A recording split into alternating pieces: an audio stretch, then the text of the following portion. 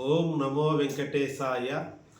పవిత్రానాయ సాధూనాం వినాశాయ చ దుష్కృతాం ధర్మ సంస్థాపనార్థాయ సంభవామి యుగే యుగే.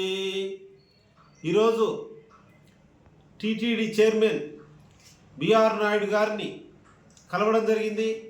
జై భారత్ కార్యకర్తలు మరియు మాజీ ఆర్డీఓ శ్రీ పిల్లయ్య గారు, స్థానిక రఫ్ డాక్టర్ సిఓ గారు రమణ గారు వెళ్ళి టీటీడీ చైర్మన్ గారిని కలిసి భక్తుల విన్నపాలు తెలియచేయడం జరిగింది.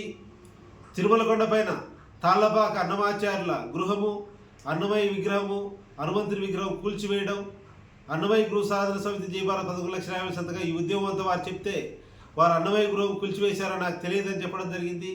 వెంటనే స్థానికంగా ఉన్న పిఏని, కుప్పం యొక్క పాలకమండలి సభ్యుని పిలిచి ఎంక్వైరీ చేస్తే ఈ విధంగా కూల్చేశారని మాస్టర్ ప్లాన్లు వాళ్ళు కూడా చెప్పడం జరిగింది. అయ్యో ఈ విధంగా జరిగిందా అని వెంటనే అడిషనల్ ఈవో గారికి చేసి నేను ప్రయత్నం చేస్తానని వారు చెప్పడం అనేటువంటిది జరిగింది. కనుక రేపే పాలక మండలి సమావేశాల్లో మనం గీతా జయంతి రోజు వేలాది మంది వచ్చి అన్నమయ్య వీరితో పాటు తిరుమల కొండపైన అనుబంధ క్షేత్రాల హరినామ సంకీర్తన, అదేవిధంగా గురువుల గౌరవేతనం అడిగాం. రేపు పాలక మండలిలో ఈ విషయాలు చర్చించి నిర్ణయం చేయండి అన్నాం. కనుక రేపు సాయంత్రం లోపు మనకు పాలక మండలిలో వీళ్ళు చర్చిస్తారా లేదనేటువంటి విషయం తెలుస్తుంది.